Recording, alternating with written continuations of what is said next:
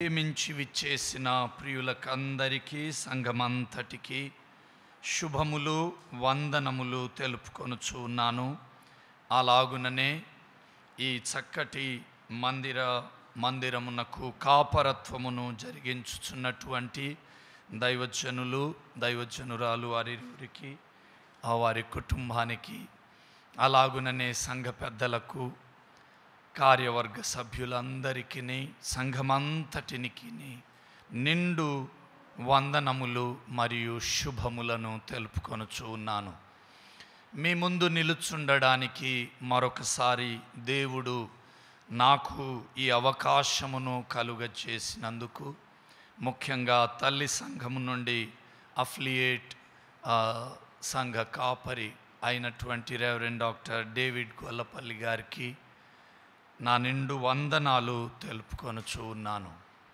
దేవుని పరిశుద్ధ సన్నిధానమున ఈరోజు కొరకై ఏర్పాటు చేయబడిన వాక్య భాగములోనికి మనం వెళ్ళకముందు చక్కటి జ్ఞాపకాన్ని, మిషనరీ అయినటువంటి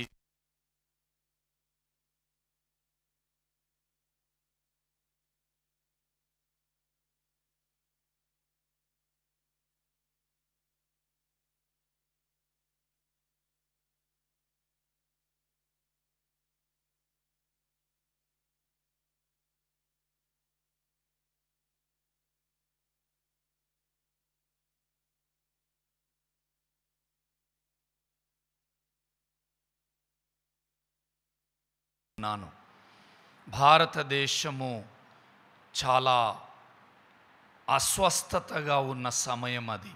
200 సంవత్సరాల పైబడిన, అంటే 200 సంవత్సరాల క్రితం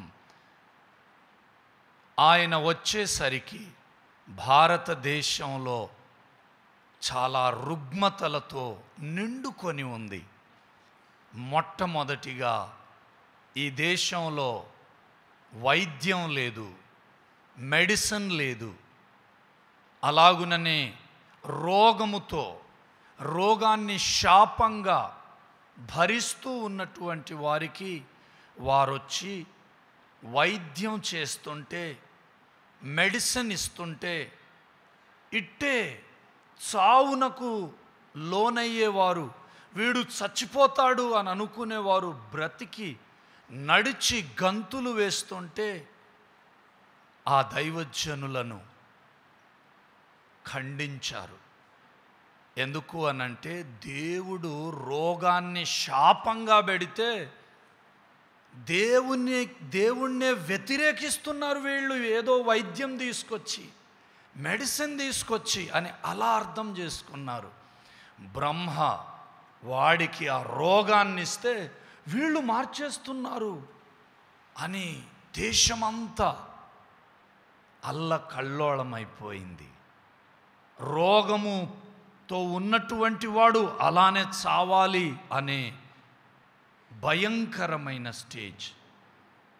అలాగుననే ఇంతకుముందు దైవజనులు చెప్పిన విధంగా సమాజములో, అంటే ఫిజికల్ సిక్నెస్తో పాటు మెంటల్ సిక్నెస్. 12 ఏళ్ల మన కూతుర్ని, మన అమ్మాయిని ఆ ముసలివాడితో పాటుగా, ఆయన చావుతో పాటుగా ఆ చితి మంటలో విసిరివేయడం అనేది మానసికంగా ఆరోగ్యం లేని సమాజం అది. మానసికంగా బ్రెయిన్ మెచ్యూరిటీ కాని లోకం ఈ దేశం అప్పటికి. అలాగుననే స్పిరిచువల్గా నరబలులతో పాటు ఇతరత్ర అనేక ఏమంటారు, అన్నీ కూడా మానవులకు అపాయం కలిగేటటువంటి రిచువల్స్తో, ఆచారాలతో, దురాచారాలతో ఈ దేశమంతా నిండుకొని ఉంది. తమ పిల్లలలో, తమ గర్భాన పుట్టిన వారిని, మొదటి సంతానము కుమార్తె పుడితే దేవుని నామం పేరిట గంగమ్మ తల్లికి ఇస్తున్నానని చెప్పి తల్లిదండ్రి అలా ఇసిరేసి వచ్చేవారు. దానిని దైవభక్తి అని అన్నారు. అంటే స్పిరిచువల్గా, ఆధ్యాత్మికంగా అనారోగ్యంతో ఉన్న ఈ దేశము, ఈ రోజున్న మతాలు ఈరోజు చాలా బెటర్గా ఉన్నాయండి. హిందూ మతం కానీ ఇతరత్ర మతాలు, వారు మిషనరీ మూమెంట్ని, క్రైస్తవ బోధలను విని తమ మతాలను కూడా సంస్కరించుకున్నారు. ఈరోజు అలా లేవు కదా అని అనొచ్చు మీరు. ఆ మహానుభావులు లేక విలియం కేరీ గారి లాంటి వారు మెంటల్ టార్చర్ని అనుభవిస్తూ, వారి కుటుంబము, వారి గృహములో ఎన్ని కష్టాలున్నా, భారతదేశం అంతా నా కుటుంబమే, భారతదేశానికి ఆరోగ్యం ఇవ్వాలి, ఈ 3 విషయాలలో, ఈ 3 విధాలుగా ఫిజికల్ సిక్నెస్తో ఉన్నారు, మెంటల్ సిక్నెస్తో ఉన్నారు, స్పిరిచువల్గా కూడా సిక్నెస్, రోగం పట్టి, జబ్బు పట్టి ఉన్నారు. కాబట్టి ఈ దేశానికి హెల్త్ కావాలి. ఈ రోజున మన అంశం ఏంటి అనంటే హీలింగ్ ఇన్ సిక్నెస్. అనారోగ్యంలో ఆరోగ్యం, అనారోగ్యం, రోగముతో ఉన్నటువంటి వారికి ఆరోగ్యం. మనం ఈ రోజున ప్రతి ఒక్కరం మానవ శరీరం అనేది లేక సిక్నెస్ అనేది రియాలిటీనండి. Sickness is a reality of a human life. నిజమేంటో తెలుసా? రోగం అనేది ప్రతి వ్యక్తికి వస్తుంది. రోగం అనేది నిజం. రోగం రాని వాళ్ళు ఎవరైనా ఉన్నారా? పేదలైనా, ధన సంపన్నులైనా, గొప్ప కుటుంబంలో పుట్టిన వారికైనా, పేదింట్లో పుట్టిన వారికైనా రోగం అనేది వస్తుంది. రోగం అనేది రియాలిటీ. అందుకని మనము దేవుని వాక్యంలో చదివేదేంటి అనంటే, అయినను వాటి వైభవము ఆయాసమే, దుఃఖమే. మనము మన జీవితంలో తరచుగా ఎదుర్కొనేది, తరచుగా భయపడేది రోగానికి. అనారోగ్యం అనేది మనలను ఎప్పుడు మనకు ఛాలెంజ్గానే ఉంటుంది. ప్రతి కుటుంబానికి అనారోగ్యం వస్తుంది. రాకుండా ఎవ్వరం తప్పించుకోలేం. ఎందుకు అనంటే మన శరీరాలు బలహీనమైన శరీరాలు, మట్టి నుండి వచ్చిన వారము. అందుకని మనకు అనారోగ్యం అనేది వస్తుంది. 40-30 దాటినటువంటి వారము, 40 దాటితే నానా రకాలైనటువంటి రోగాలు మనకు వస్తూ ఉంటాయి. మన శరీరాలు తరచుగా బలహీనపడిపోతూ ఉంటాయి. అది మన శరీరములో ఉన్నటువంటి నియమము. అనారోగ్యం అనేది ప్రతి ఒక్కరికి వస్తూ ఉంటుంది. అలాగుననే మనము ఇమోషనల్గా కూడా, మన యొక్క భావోద్వేగంలో కూడా కొన్నిసార్లు బలహీనులమవుతాం, రోగగ్రస్తులమవుతాం. ఫియర్, ఎప్పుడైతే భయం మనకు వస్తుందో మనం మానసికంగా బలహీనులమవుతాం. ఎప్పుడైతే కోపం వస్తుందో మనం మానసికంగా బలహీనులమవుతాం. రోగమే అది కూడా. అందుకని ఎక్కువగా కోపపడకూడదు, కోపాన్ని త్వరగా తగ్గించుకోవాలి. అలాగుననే డిప్రెషన్, ఇవన్నీ కూడా మానసికంగా మనలను బలహీనులను చేస్తాయి. అందుకని వాక్యం రాయబడి ఉన్నది, నా ప్రాణమా నీవేళ నాలో కృంగియున్నావు, నాలో నీవేళ తొందరపడుచున్నావు.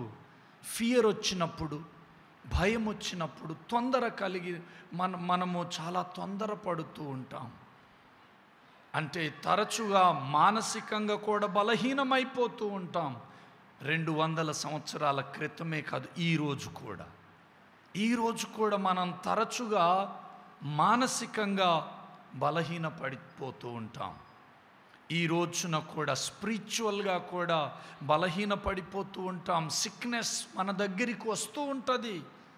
ఎందుకు అనంటే సిన్, పాపం వలన, అన్బిలీఫ్, అపనమ్మకం వలన ఆధ్యాత్మికంగా రోగగ్రస్తులమైపోతూ ఉంటాం. 4 వారాలు దేవుని మందిరానికి వెళ్ళకుండా ప్రార్థనలో, భక్తిలో మనము దానిని తగ్గిస్తే ఆధ్యాత్మికంగా చాలా వరస్ట్ కండిషన్ మనలను ఆవరిస్తూ ఉంటుంది. అందుకని ఆధ్యాత్మికంగా మనము దేవుని నుండి దూరమైపోతూ ఉంటాం. స్పిరిచువల్గా కూడా బలంగా ఉండాలి, ఆరోగ్యంగా ఉండాలి అని దేవుడు కోరుకుంటున్నాడు. మనలో దేవుని నుండి దూరమైన కొలది మనలో తిరుగుబాటు స్వభావం వచ్చేస్తుంది. అందుకని యెషయా గ్రంథములో నిత్యము తిరుగుబాటు చేయుచు మీరేల ఇంకను కొట్టబడుదురు, ప్రతివాడు నడినెత్తిని వ్యాధి కలిగి ఉన్నాడు. ఇది ఆధ్యాత్మిక వ్యాధి గురించి దేవుని వాక్యం ఆ వచనాలలో తెలుపబడుతూ ఉంది. ప్రతివాని గుండె బలహీనమాయను, అరకాలు మొదలుకొని తల వరకు స్వస్థత కొంచెమైనను లేదు. ఎక్కడ చూచినను గాయములు, దెబ్బలు, పచ్చి పుండ్లు, అవి పిండబడలేదు, కట్టబడలేదు, తైలముతో మెత్తన చేయబడలేదు అని యెషయా గ్రంథకర్త దేనిని గురించి చెప్పాడనంటే ఆధ్యాత్మికంగా రోగంలో ఉన్నారు అని చెప్పినటువంటి మాటలు. అందుకని దేవుని సన్నిధానమున ఈ సిక్నెస్ మనకు జ్ఞాపకం చేసేదేంటి అనంటే, మనము రోగాన్ని తరచుగా అనుభవిస్తూ ఉంటాం. రోగం అనేది ఈ 3 రకాలుగా, ఒకటి శారీరక రోగము, రెండవది మానసిక రోగము, మూడవది ఆత్మీయ రోగము. ఇవి తరచుగా వాటిలో మనం పడిపోతూ ఉంటాము. అందుకని దేవుణ్ణి ఆశ్రయించాలి, దేవుని సన్నిధిని ఆశ్రయించాలి. దేవుడు హీలింగ్ని, స్వస్థతను అనుగ్రహించువాడు. స్వస్థత దేవుడు ఎలా ఇస్తాడు అనంటే ఎన్నో విధాలుగా స్వస్థతను దేవుడిస్తాడు. ఎన్నో విధాలుగా దేవుడు మనలను స్వస్థపరుస్తాడు. ఆయన స్వస్థతను నీవు ఎన్నో విధాలుగా నమ్మాలండి. ఆయన స్వస్థతను కొన్నిసార్లు మనము ఎవరెవరికి థ్యాంక్స్ చెప్పాలి అనంటే, దేవుడు నిన్ను స్వస్థపరచడానికి వైద్యుల ద్వారా నిన్ను స్వస్థపరచవచ్చు, నర్సెస్ ద్వారా నిన్ను స్వస్థపరచవచ్చు, పారామెడికల్ ఎవరైతే ఉంటున్నారో వారి ద్వారా మనలను స్వస్థపరచవచ్చు. మనము వీరినందరిని బట్టి అలాగుననే దైవజనుల ద్వారా కూడా మనలను స్వస్థపరచవచ్చు. వీరందరూ కూడా సమాజములో ఉన్నటువంటి రోగాన్ని తీయడానికి దేవుడు పంపించిన వారు అని నమ్మాలి. దేవునికి స్తోత్రం, హల్లెలూయా. ఎందుకు స్తోత్రం చెప్పాలి అనంటే, ఇంతగా జ్ఞానముతో దేవాది దేవుడు తన మిషనరీలను, తన సేవకులను ఈ దేశానికి పంపించి విద్యాలయాలను మిషనరీలే స్టార్ట్ చేశారు. మిషన్ హాస్పిటల్స్ని మిషనరీలే స్టార్ట్ చేశారు.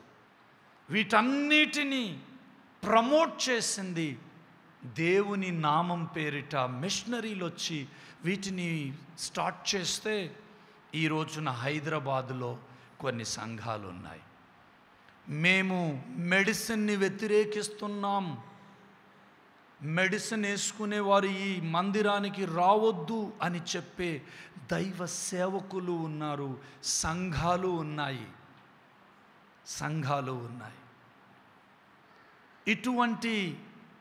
అటువంటి మాట ఆ సంఘంలో నాతో ఒక సహోదరుడు ఫోన్ చేసి, మేము పోలియో చుక్కలు కూడా వేసుకోము అని అన్నాడు. భయమేసింది.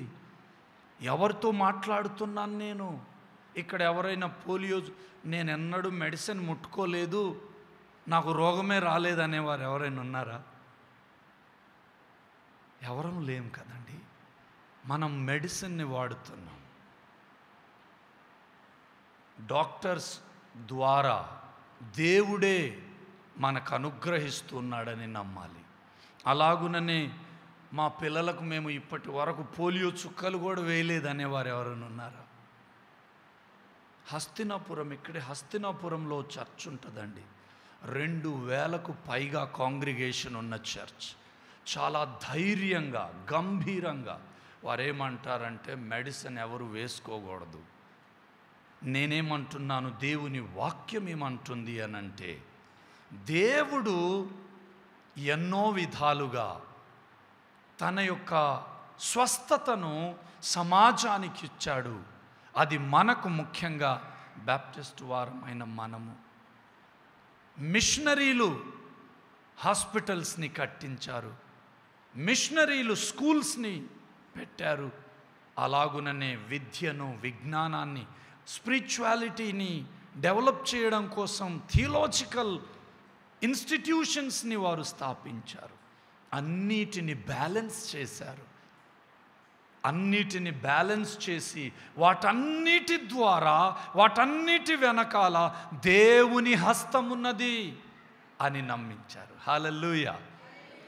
అందుకని హీలింగ్ ఇన్ సిక్నెస్, మనకు అనారోగ్యం వచ్చినప్పుడు నేను డాక్టర్ని సంప్రదించను, మెడిసిన్ తినను అని అనకూడదు. కానీ స్వస్థత, దేవా ఇదిగో ఈ మెడిసిన్ని నేను తీసుకున్నా, నీ చిత్తము, నీ ఆజ్ఞ లేనిది మెడిసిన్ నా బాడీలో పనిచేయదు,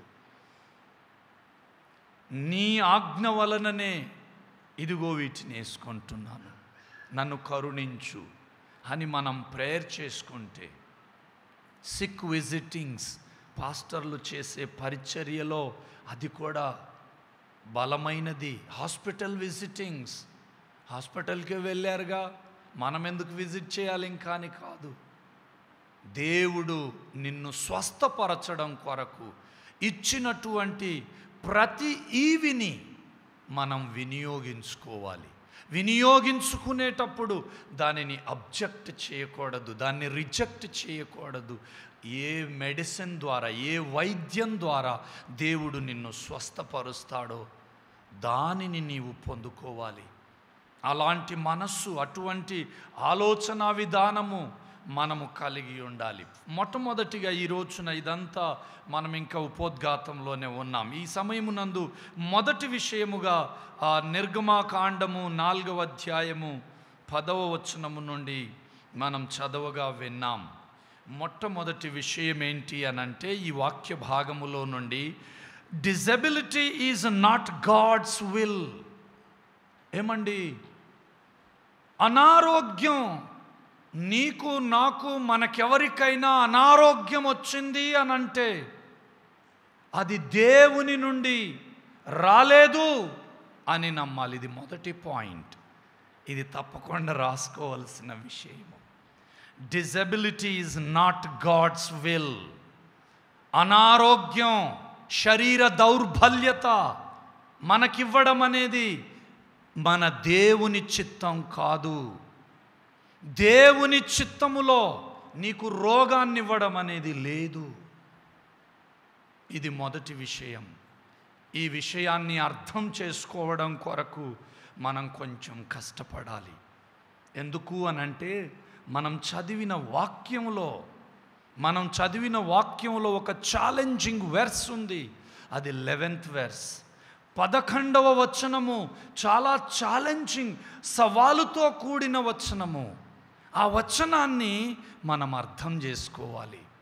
ఒకసారి చదవండి 11వ వచనం. ఈ వచనాన్ని మనం చదవాలి. యెహోవా అంటే దేవుడు చెబుతున్నాడు. యెహోవా అని చెప్పి డాష్ అని ఉంటుంది. అంటే యెహోవా మాట్లాడుతున్నాడు. ఏమని? మానవునకు నోరిచ్చిన వాడెవడు? మూగవానినే గాని, చెవిటి వానినే గాని, దృష్టి గల వానినే గాని, గ్రుడ్డి వానినే గాని పుట్టించిన వాడెవడు? యెహోవానైన నేనే కదా. గుడ్డోళ్లను, కుంటోళ్లను, మూగోళ్లను ఎవరు పుట్టించారనుంది? కానీ కాదు. గుడ్డివారిని, మూగవారిని, కుంటివారిని, చెవిటివారిని యెహోవాయే పుట్టించాడని యెహోవాయే చెప్పినట్లుగా స్టేట్మెంట్ ఇక్కడ వాక్యంలో ఉన్నప్పటికీ నీ దేవుడు నీకు గుడ్డితనంతో పుట్టించడం ఆయన చిత్తం కాదు. కుంటివాడిగా పుట్టించడం ఆయన చిత్తం కాదు. ఈ వాక్యం రాయబడి 3000 సంవత్సరాల క్రితం రాయబడిన మాట ఇది. 3000 సంవత్సరాల క్రితం. 200, 300 కాదండి, 3000 సంవత్సరాల క్రితం యేసు క్రీస్తు ప్రభువుల వారు భూమి మీద పుట్టక ముందు సంవత్సరం క్రితం రాయబడిన మాటలు ఇవి. అటువంటి అంటే ఈ పరిపక్వత, అండర్స్టాండింగ్ అనేది మెచ్యూరిటీ కాని దినాలవి. 3000 సంవత్సరాలు అనంటే మనం చాలా వెనకటి దినాలలో చెప్పబడినటువంటి, రాయబడినటువంటి మాట. దీన్ని మనం అండర్స్టాండ్ అవ్వడానికి ఒక అద్భుతమైనటువంటి మాట ఏంటి అనంటే ఇదే నిర్గమాకాండము 15వ అధ్యాయము 26వ వచనముతో ఈ వాక్యాన్ని మనం కొంచెం ధ్యానిస్తూ మనం అర్థం చేసుకోవాలి. 15వ అధ్యాయము 26వ వచనము. మీ దేవుడైన యెహోవా వాక్కును శ్రద్ధగా విని ఆయన దృష్టికి న్యాయమైనది చేసి ఆయన ఆజ్ఞలకు విధేయులై ఆయన కట్టడలన్నిటినీ అనుసరించి నడచిన ఎడల నేను ఐగుప్తీయులకు కలుగజేసిన రోగములలో ఏదియు మీకు రానియను. నిన్ను స్వస్థపరచు యెహోవాను నేనే. నేనెవరిని అనంటే నేను స్వస్థపరచు దేవుడను. యెహోవా ఎవరు అనంటే రోగమిచ్చే దేవుడు కాదు, గుడ్డితనాన్ని అవిటితనాన్ని కలుగజేసే దేవుడు కాదు. స్వస్థపరచు యెహోవాను నేనే, నిన్ను బాగు చేయు దేవుడను. మరి గుడ్డితనము అవి ఇవి ఈ రోగాలు ఎందుకు వస్తున్నాయి అనంటే ఐగుప్తీయులు ఏం చేశారు అనంటే నాకిష్టమైనది చెయ్యలేదు, నా ఆజ్ఞలను పాటించలేదు. నాకిష్టమైనది చెయ్యనప్పుడు, నా ఆజ్ఞలను పాటించనప్పుడు మీకొచ్చేది ఏంటి అనంటే రోగము. నా ఆజ్ఞలను పాటించకపోతే ఆటోమేటిక్గా మీకు వచ్చేస్తుంది అది నేను పంపకపోయినా. అనారోగ్యము, శరీర దౌర్బల్యత మనము మన అజ్ఞానం వలన, మన అవిధేయత వలన, మన అవిశ్వాసం వలన మనకు ఆ రోగాలు వస్తూ ఉంటుంటాయి. కానీ మనలను స్వస్థపరచువాడు మాత్రం మనం నమ్ముతున్న మన ప్రభు. స్వస్థపరచు యెహోవాను నేనే. నీవు ఎటువంటి దౌర్బల్య స్థితిలో ఉన్నా నిన్ను నేను స్వస్థపరుస్తాను. నీ అనారోగ్యానికి ఎటువంటి కారణమున్నా దాన్ని నేను చూడను. కానీ నువ్వు మరలా నా ఆజ్ఞలను పాటిస్తే, నాకు విధేయత చూపిస్తే నేను నిన్ను స్వస్థపరుస్తాను. ఈ అంశం కొంచెం కష్టతరమైందేనండి. ఏది? కుంటివారిని, గుడ్డివారిని ఆయన కలగజేయకపోతే ఇంకెవరు అనేది కొంచెం కష్టతరమైంది. కానీ దేవుని సన్నిధానమున మన దేవుడు అనారోగ్యానికి దేవుడు కాడు, మనకు అనారోగ్యాన్ని ప్రసాదించేవాడు కాడు. మనకు గుడ్డితనము, అంధత్వము, ఇప్పుడు పోలియో చుక్కలు వాడలేదనుకో, దేవుడు దాన్ని ఇచ్చాడు. నీ డోర్ వరకు నర్సు వచ్చి ఇదిగోమ్మా ఎవరున్నారమ్మా రండి బయటికి చుక్కలు వేసుకోండి అంటే నేను యేసు నామంలో వేసుకోను అని అంటే వాడు 15 ఏళ్ళు అయ్యాక వాడు కుంటోడు అవుతాడు. వీడిని దేవుడే ఇటు చేశాడని అంటే తప్పు. నీవు దేవుని సృష్టి ఎంత అద్భుతంగా ఉంటుందో చెప్పనానండి. దేవుణ్ణి మనం ఎలా స్తుతించాలో తెలుసానండి. మన బతుకెంత, నా బతుకెంత, నా స్థితి ఏంటండి. కానీ ఓఆర్ఆర్ మీద కారు వేసుకొని తిరుగుతుంటే ఓఆర్ఆర్ కొన్నిసార్లు కనబడుతుందండి. ఓఆర్ఆర్ మీద చూస్తుంటేనే వా ఏంటిది దేవుని సృష్టి. దేవా ఈరోజు నేను వస్తానని ఎప్పుడో రాజశేఖర్ రెడ్డి గారి ద్వారా మాటిప్పించి, లేకపోతే ఆ చంద్రబాబు నాయుడు గారి ద్వారా మాటిప్పించి, రాజశేఖర్ రెడ్డి గారి ద్వారా నువ్వు కట్టించి వాహ్ నన్ను తిప్పుతున్నావు తండ్రి, నా కొరకే ఇదంతా చేశావా, అందుకు నీకు వందనాలు అని చెప్పగలగాల. వారినందరినీ దేవుడు వాడుకుంటాడు. అదెంత కష్టమో, దాన్ని నిర్మించడం ఎంత కష్టమో అదంతా మనం స్టడీ చేయలేము, మన బుర్రకు తగదు. కానీ మనం దానిని వాడుకుంటూ ఆయనను స్తుతించాలి. దేవుడు అందుకని అనారోగ్యానికి అనేక కారణాలు ఉంటాయి. మన అజ్ఞానము, మన అవిధేయతో ఎన్నో కారణాలు ఉంటాయి. కానీ స్వస్థపరచడానికి నీ దేవుడు నీకు సమీపంగా ఉన్నాడు. హల్లెలూయా. ఇది దేవుని సన్నిధానమున మనకు దేవుడు తెలుపుతున్న మొదటి విషయము. అయితే మోషే గారు ఏమంటున్నారో తెలుసా?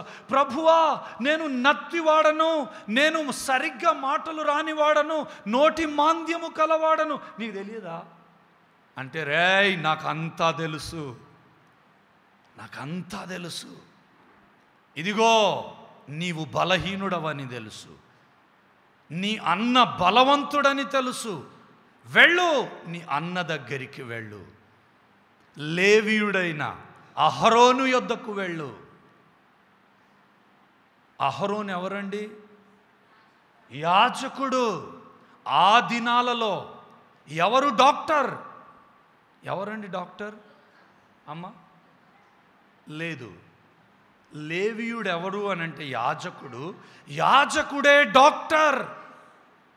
ఎలా డాక్టర్ అని అంటే, కుష్ఠరోగిని బాగు చేసి, ఒరే కుష్ఠోడా నువ్వు వెళ్తూ వెళ్తూ గబుక్కున ఊరిలోకి దూరేవు, రాళ్ళు రువ్వి చంపేస్తారు, నీకొచ్చిన రోగం అంటు రోగం అని కదా ఊరి నుండి వెలివేశారు. నువ్వెవరికి చూపించాలి నీ శరీరాన్ని? యాజకునికి చూపిస్తే యాజకుడు ఏం చేస్తాడు? నిర్ధారిస్తాడు, సర్టిఫికెట్ ఇస్తాడు. ఏమని? ఇదిగో ఈయనకు రోగం పోయింది, ఈయనను నేను ఊరిలోనికి పంపిస్తున్నాను అని చెప్తాడు ఆ రోజు యాజకుడు. అలా చెప్పాక ఆయన మీద ఎవ్వడు రాయి వేయడు. ఆయనను రోగిగా ఇంకెవ్వరు ట్రీట్ చేయరు. ఆయనకు రోగం పోయినా ఆయన ఊర్లోకి వెళ్తే ఏమవుతుంది అని అంటే, అరే ఈ కుష్ఠరోగి లోపలికి వచ్చేసాడు, అందరిని అంటించేస్తాడు. ఈవెన్ తన భార్య కూడా మళ్ళీ వెళ్ళగొడుతుంది. పిల్లలున్నారయ్యా, ఎలా వచ్చేస్తావయ్యా నువ్వు అలా బాగు కాకుండా, పో బయటికి పో.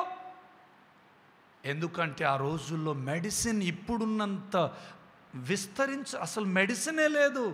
అందుకని ఊరి బయట అలానే ఉంటూ అలానే కొంతకాలం బ్రతికి చనిపోవాలి. వారి కొరకు ఆహారం ఏం చేస్తారంటే, ఎవరికి తోచిందంత ఆకులలో అవి తీసుకెళ్ళి దారిన పోతూ అక్కడ పెట్టేసిపోతారు, వాళ్ళు వచ్చి తినేసిపోతారు. మనం ఈ విషయాలను సువార్తలలో కూడా చూడగలము.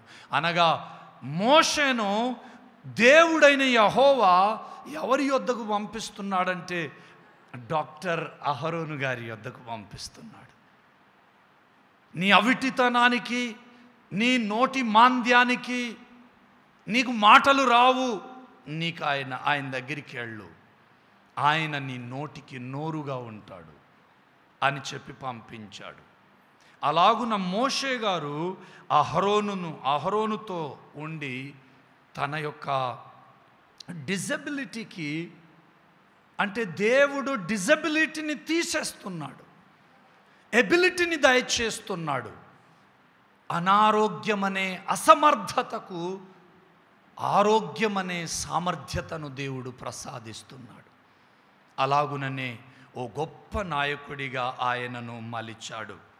నేటి మన దేవుని వాక్యములో నుండి మనము ఎన్నడూ కూడా సైంటిఫిక్ ఇవల్యూషన్స్ ఏవైతే ఉన్నాయో వాటి ద్వారా, సైన్స్ ద్వారా కొన్నిసార్లు అతి కూడా జరుగుతుంది, దారుణాలు కూడా జరుగుతాయి, నష్టాలు కూడా సంభవిస్తాయి. అలాగని సంపూర్ణంగా సైన్స్ అనేది వ్యతిరేకించదగినది అని అనుకోకూడదు. సైన్స్ని దేవుడు ఈ సమాజము యొక్క ఆరోగ్యం కొరకు, మంచితనం కొరకు పంపిస్తున్నాడని దానిని మనం వాడుకోవడం నేర్చుకోవాలి. అందుకని దేవుని సన్నిధానమున ఇది మొదటి విషయము. దేవుడు మనకు రోగాన్ని, అసమర్థతను ఇచ్చువాడు కాదు, కానీ మనలో ఉన్న అసమర్థతను తీసివేసి, సామర్థ్యమును, రోగాన్ని తీసివేసి ఆరోగ్యాన్ని కలిగించడానికి ఆయన ఎల్లవేళలా సిద్ధంగా ఉన్నాడు. ఇది మొదటి విషయము. రెండవ విషయము, కొరింథీయులకు రాయబడిన పత్రిక, రెండవ పత్రిక. అపోస్తలుడైన పౌలు గారు కొరింథీయులకు పత్రికను రాస్తూ అద్భుతమైనటువంటి విషయాన్ని తన యొక్క పత్రికలో నుండి వివరించారు. అపోస్తలుడైన పౌలు గారు కొరింథీయులకు రాసిన రెండవ పత్రిక 12వ అధ్యాయము మనందరికీ చాలా తెలిసినటువంటి వచనాలవి. 12వ అధ్యాయము మొదటి నుండి కొన్ని వచనాలు మనం చదివితే 3వ వచనము నుండి చదువుదామండి. అట్టి మనుష్యుని, అంటే ముందు కొన్ని మాటలు అంటాడు పౌలు గారు. క్రీస్తునందున్న యొక్క మనుష్యుని నేను ఎరుగుదును, అతడు 14 సంవత్సరముల క్రిందట 3వ ఆకాశమునకు కొనిపోబడెను, అతడు శరీరముతో కొనిపోబడెనో నేను ఎరుగను, శరీరము లేక కొనిపోబడెనో నేను ఎరుగను, అది దేవునికే తెలియను. అట్టి మనుష్యుని నేను ఎరుగుదును, అతడు పరదైషులోనికి కొనిపోబడి వచింపశక్యము కాని మాటలు వినెను, ఆ మాటలు మనుష్యుడు పలుకకూడదు, అతడు శరీరముతో కొనిపోబడెనో శరీరము లేక కొనిపోబడెనో నేను ఎరుగను, అది దేవునికే తెలియను. అట్టి వాని గూర్చి అతిశయింతును. నా విషయమైతేనో నా బలహీనత యందే గాక వేరు విధముగా అతిశయింపను. అతిశయపడుటకు ఇచ్చయించినను నేను సత్యమే పలుకుదును గనుక అవివేకిని కాకపోదును గాని, నా యందు ఎవడైనను చూచిన దానికన్నను నా వలన వినిన దానికన్నను నన్ను ఎక్కువ ఘనముగా ఎంచునేమో అని అతిశయించుట మానుకొనుచున్నాను. నాకు కలిగిన ప్రత్యక్షతలు బహు విశేషముగా ఉన్నందున నేను అత్యధికముగా హెచ్చిపోకుండు నిమిత్తము, ఈ వచనాన్ని బాగా దృష్టి పెట్టాలండి. నాకు శరీరములో హెచ్చిపోకుండు నిమిత్తము నాకు శరీరములో ఒక ముళ్ళు, నేను అత్యధికముగా హెచ్చిపోకుండు నిమిత్తము నన్ను నలుగగొట్టుటకు సాతాను యొక్క దూతగా ఉంచబడెను. ఇది ఈ 7వ వచనాన్ని మీరు బాగా దృష్టి ఉంచాలి. దేవుని సన్నిధానమున పౌలు గారు కొరింథీయులకు రెండవసారి పత్రికను రాస్తూ అన్నీ చెబుతున్నాడు. ఆయన ఎవరో కాదు, ఒకతను పరలోకానికి కొనిపోబడ్డాడు, ఎవరో కాదు, ఆయనను గురించే ఆయన రాసుకుంటున్నాడు. పౌలు గురించే రాసుకుంటున్నాడు. తను పరలోకానికి వెళ్ళిపోయానని, అక్కడ శక్యము కాని మాటలను విన్నానని చెబుతూ ఏమంటాడనంటే, ఇదంతా నా శరీరంలో ఒక ముల్లుంది అంటాడు. ఆయన శరీరములో ముల్లేంటి అని అంటే, ముమ్మార్లు ప్రార్థన చేశాడట. ఒక రోగాన్ని పెట్టాడు. రోగాన్ని ఎవరు పెట్టారు? ఎవరండి? దేవుడు కాదు అని మనం ఫస్ట్ పాయింట్ అనుకున్నాం కదా. ఎస్, మరలా చదవండి ఆ వచనాన్ని. పౌలు గారి టైం వచ్చేసరికి థియాలజీలో అండర్స్టాండింగ్ పెరిగింది.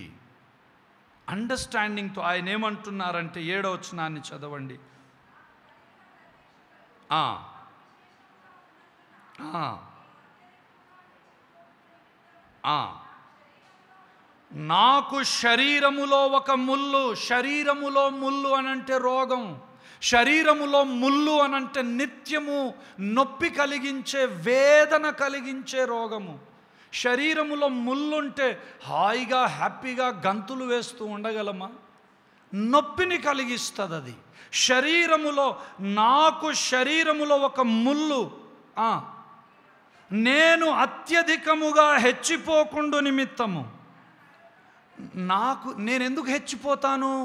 ఎందుకనంటే పైనుంచి చెబుతాడు, దేవుడు నాకు ప్రత్యక్షతలు చాలా ఎక్కువ ఇచ్చాడు, బుర్ర ఎక్కువ ఇచ్చాడు, జ్ఞానం ఎక్కువ ఇచ్చాడు.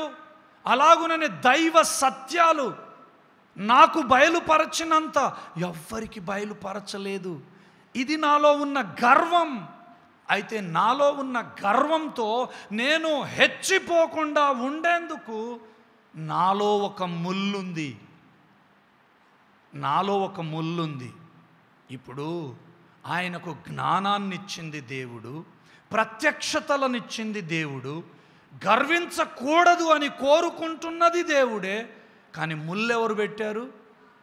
సాతాను, దేవుడు కాదు. హల్లెలూయా.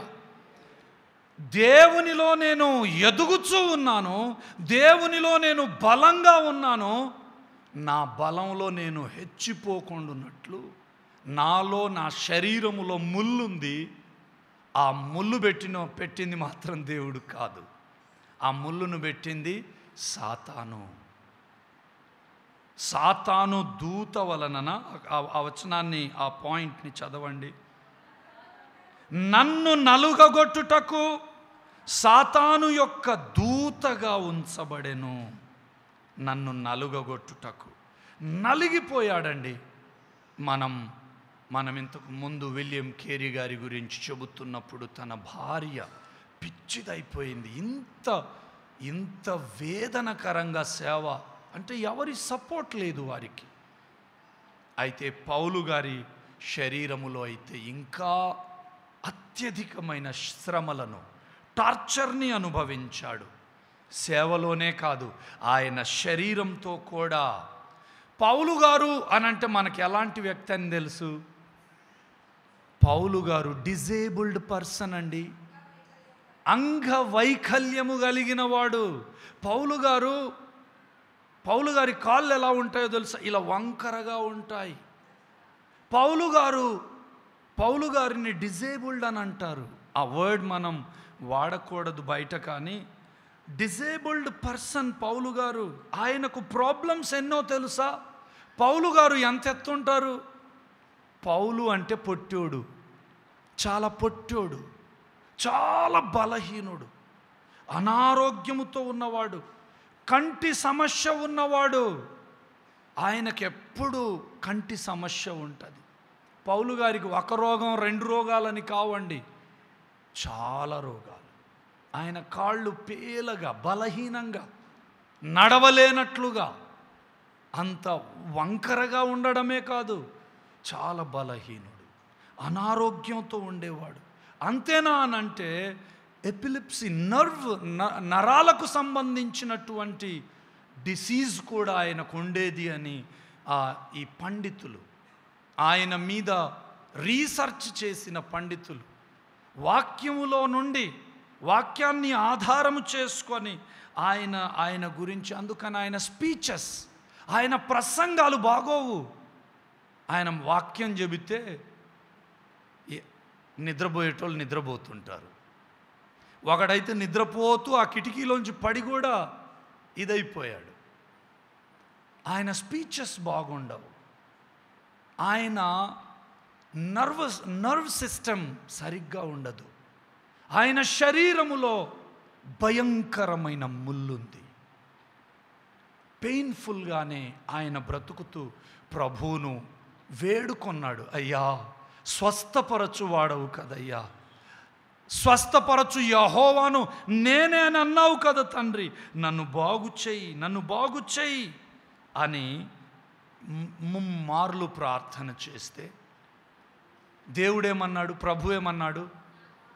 పౌలా నా కృప నీకు చాలును, నా కృప నీకు. ఇదిగోండి, మనం ఏమనుకున్నామంటే మొదటి పాయింట్లో దేవుడు డిజబిలిటీని, దేవుడు అనారోగ్యాన్ని కలిగించే దేవుడు కాదు. మన అవిధేయత, మన ఆజ్ఞ అతిక్రమము వలన మనకు అవి వస్తూ ఉంటాయి. దేవుడు స్వస్థపరిచే దేవుడే అని మనం మొదటి విషయం విన్నాము. రెండవది విషయములో ఏంటంటే God's grace is sufficient in our disability. మన అవిటితనములో, మన అనారోగ్యంలో దేవుని కృప సఫిషియంట్గా, సమృద్ధిగా మన మీద కురిపిస్తాడు. కొన్ని డిసీజెస్ ఉంటాయండి, వయస్సు పెరిగే కొలది కొన్ని బలహీనతలు వస్తాయి. షుగర్, అదే డయాబెటిక్ కానీ, బీపీ కానీ, కొన్ని బలహీనతలు వస్తాయి.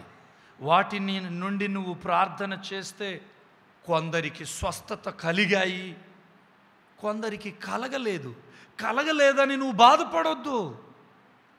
నేను ప్రార్థన చేస్తే నా రోగం పోలేదు అని నువ్వు బాధపడొద్దు. ఆయన కృప నీ పట్ల అధికంగా ఉంటుంది. హల్లెలూయా.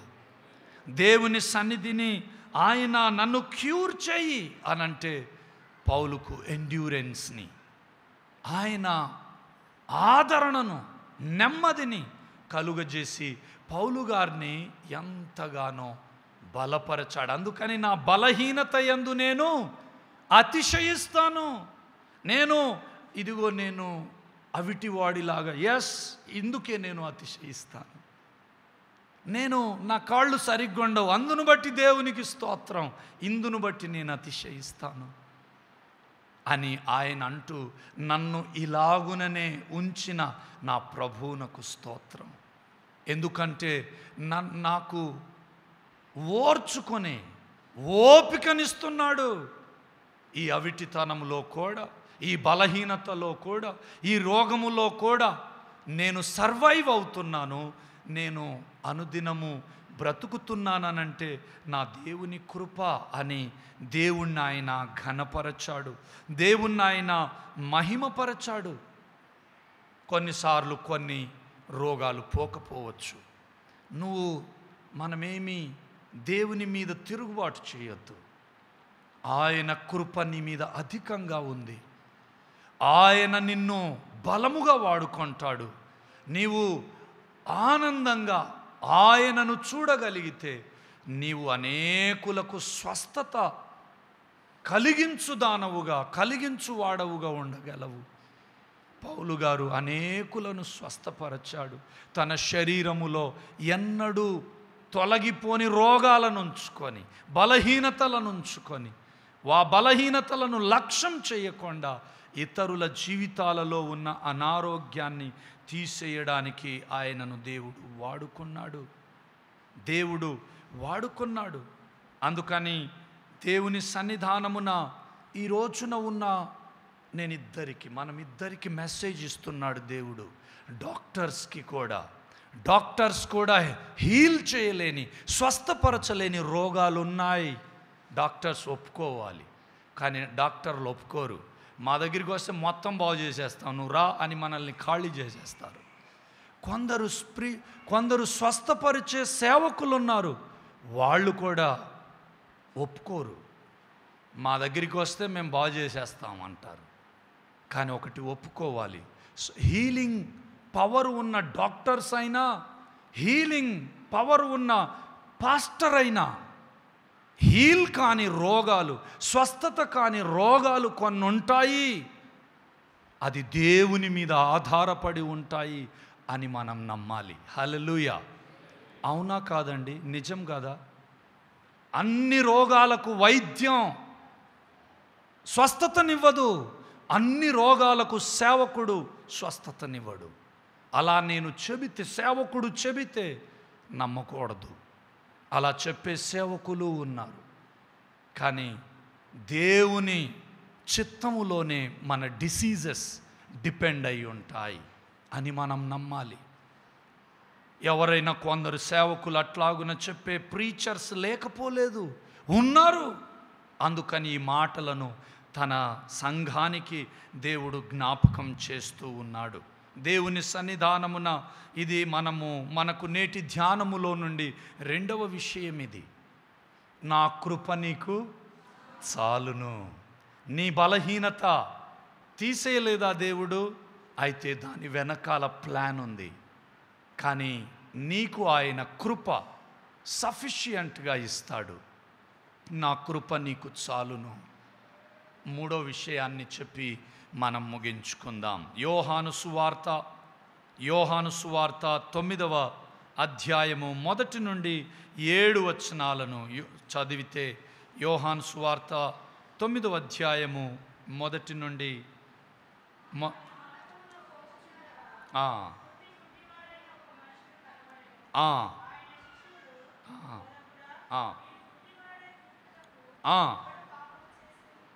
ఇది కూడా మనకు చాలా ఇంపార్టెంట్ వెర్స్ అండి. ఆయన శిష్యులు అడుగుతున్నాడు, బోధకుడా, వీడు గుడ్డివాడై పుట్టుటకు ఎవడు పాపము చేసెను? వీడా, వీని కన్నవారా అని ఆయనను అడుగగా మన ప్రభు ఇస్తున్న సమాధానం చూడండి. వీడైనను వీని కన్నవారైనను పాపము చేయలేదు గాని దేవుని క్రియలు వీని యందు ప్రత్యక్షపరచబడుటకే వీడు గుడ్డివాడుగా పుట్టెను. ఈ వాక్యంలో నుండి మనం కొన్ని విషయాలను గమనించాలండి. ఈ వాక్యంలో నుండి ఆ వచనం కూడా ఇంపార్టెంటే. చదవండి అమ్మ. పగలున్నంత వరకు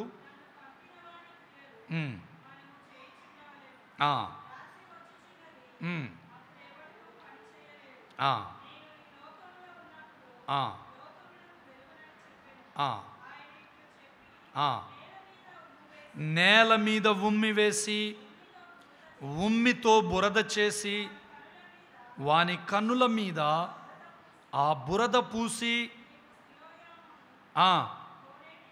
కోనేటికి వెళ్ళి అందులో కడుగుకొనమని చెప్పాను.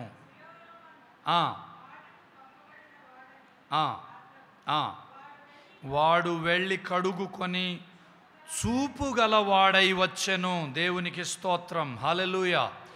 మూడవ విషయము, హీలింగ్ మినిస్ట్రీ ఈజ్ హోలిస్టిక్. స్వస్థపరిచే పరిచర్య పవిత్రమైంది. ఎలా పవిత్రమైంది అనంటే,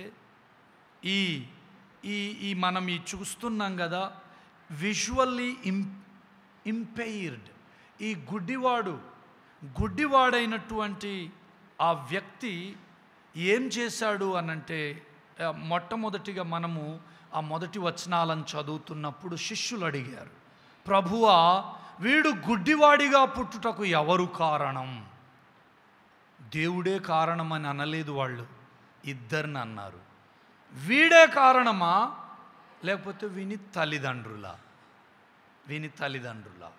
మనం కూడా కొన్నిసార్లు ఇప్పుడు కూడా ఎవరినైనా అంగవైకల్యం ఉన్నవారిని చూస్తే వాళ్ళ తల్లిదండ్రుల పాపం ఈయనకు తగిలింది అని అనేస్తుంటారు సమాజంలో కదండి. మనం అనకూడదట అట్లా. ఎందుకంటే ప్రభు అనుమతించలేదు అలాగున. కుంటివాడైనా గుడ్డివాడైనా వాళ్ళ తల్లిదండ్రుల పాపం వలనను కాదు, వాడి వలనను కాదు, దేవుడు కూడా వాడిని గుడ్డిగా పుట్టించలేదు. ఆ సీక్రెట్, ఆ మిస్టరీని మనం ఛేదించలేము. కానీ పౌలు గారు అన్నట్టుగా, సాతాను దూతగా నా శరీరములో ఈ రోగం ఉంది అన్నట్టుగా అది ఎక్కడి నుండో వచ్చి ఉంటుంది. కానీ ప్రభు అన్నాడు, దేవుని నామం మహిమపరచబడుటకు, అంటే స్వస్థత దేవుడిచ్చేది, స్వస్థతను వీడు పొందుకుంటాడు. దేవుడు మనం ముందు చెప్పుకున్నాం కదా, స్వస్థపరచు యెహోవాను నేనే. ఆయన రోగాన్నిచ్చువాడు కాదు, కానీ స్వస్థతనిచ్చువాడు. ఈ గుడ్డివాడికి స్వస్థత కలుగుతుంది. ఆ స్వస్థత ఎటువంటిదై ఉండాలి అనంటే పవిత్రమైంది. ఆ గుడ్డివాడు పొందుకొనిన స్వస్థత చాలా పవిత్రమైంది. ఎందుకు పవిత్రమైందో తెలుసా? ఆయన శరీరానికే, అంటే కంటికే కాదు రోగం, కంటి రోగం పోయాక యేసయ్య చేత స్వస్థపరచబడిన వారు బాగైన తరువాత వారి మానసిక పరిస్థితి కూడా మారింది, వారి ఆలోచన విధానం మారింది. స్వస్థత అనేది హోలిస్టిక్, సంపూర్ణమైంది. అలాగుననే ఇంకో హోలిస్టిక్, పవిత్రమైంది. ఒకటి సంపూర్ణమైంది, ప్రభు ఇచ్చే స్వస్థత. శరీరానికి ప్రభువు స్వస్థతనిస్తే వాడి మనస్సు కూడా స్వస్థత పొందింది. స్వస్థత పొందాక ఆత్మీయంగా కూడా వాడు స్వస్థత నొందాడు. దీనిని పవిత్రమైన స్వస్థత అని అంటాం మనం.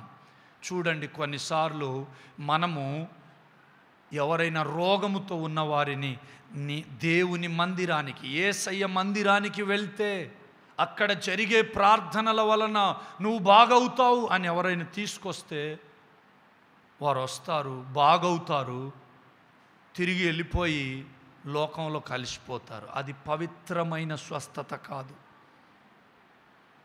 స్వస్థత అనేది శరీరానికి స్వస్థత కలుగుతూనే వారు కనెక్ట్ అయిపోతారు. అయ్యో, నా ప్రభువు నన్ను స్వస్థపరిచాడు, ఈ స్వస్థపరచిన నా ప్రభువునకు నేను ఏం చేయాలి అని ఆలోచించడం ప్రారంభిస్తారు. మానసికంగా స్వస్థతను పొందుతారు, అలాగుననే ఆధ్యాత్మికంగా కనెక్ట్ అయిపోతారు. 10 మంది కుష్టు రోగులు యేసయ్య యొద్దకు వచ్చారు, బాగు చేశాడు. బాగు చేస్తే మీరు వెళ్ళండి అయ్యా, మీరు వెళ్తూ వెళ్తూ దారిలో బాగైపోతారంటే వాళ్ళు వెళ్ళారు. 10 మంది బాగయ్యారు. 9 మంది శరీర స్వస్థతను తీసుకొని వెళ్ళిపోయారు. కనీసం వారు మానసికంగా థింక్ చేయలేదు. కానీ ఒకడు అక్కడే ఆగిపోయాడు, వెనక్కి తిరిగాడు. అంటే ఆలోచన స్టార్ట్ అయింది, మనస్సు వికసించింది. ఆయనను స్వస్థపరచిన ఆ ప్రభు యొద్దకు వచ్చాడు. ప్రభువా, నీకు వందనాలయ్యా అని చెబుతూ కన్నీరు కార్చాడు. అది పశ్చాత్తాపపడి, నా బతుకెంత ఘోరంగా ఉండే తండ్రి, నీవు నన్ను బాగుపరిచావయ్యా అని స్పిరిచువాలిటీని, ఆధ్యాత్మికతను ఆయన ఆత్మీయంగా కూడా హీల్ అయ్యాడు కదండి. ఆ ఒక వ్యక్తి శారీరకంగా బాగవుతూనే మానసికంగా బాగయ్యాడు, ఆధ్యాత్మికంగా కూడా కనెక్ట్ అయ్యాడు. దానిని మనం ఏమంటాము? పవిత్రమైన పరిచర్య. స్వస్థత పరిచర్య చేసేవారు పవిత్రమైన స్వస్థత పరిచర్యను చేయాలి. హల్లెలూయా. అది దేవుని చిత్తం, అది దేవుని చిత్తం. దేవుడు మనలను, తన దేవాలయాన్ని, తన మందిరాన్ని, తన సంఘాన్ని సంపూర్ణమైన స్వస్థతను కలిగించే పరిచర్యను చేయుట కొరకై మనలను ఇక్కడ కూర్చుండబెట్టాడు. అందుకని దేవుని సన్నిధానమున ఈ వ్యక్తి ఇక్కడ ఇంకో విషయం అండి. దీన్ని ఏమంటారో తెలుసు. ఇప్పుడు వైద్యంలో అనేక రకాలు వచ్చాయి. అల్లోపతి ప్రపంచాన్నే ఓ గొప్ప కనువిప్పు కలుగ చేస్తే, అల్లోపతి అంటే ఇంగ్లీష్ వైద్యం. ఆ తర్వాత హోమియోపతి చాలా సైడ్ ఎఫెక్ట్స్లను తీసివేస్తూ, సైడ్ ఎఫెక్ట్స్ ఉండకుండా చాలా సక్సెస్ఫుల్గా వచ్చింది. యునాని అని ఇతరత్రవి ఎన్నో వచ్చాయి. న్యాచురోపతి అనేది కూడా వచ్చింది.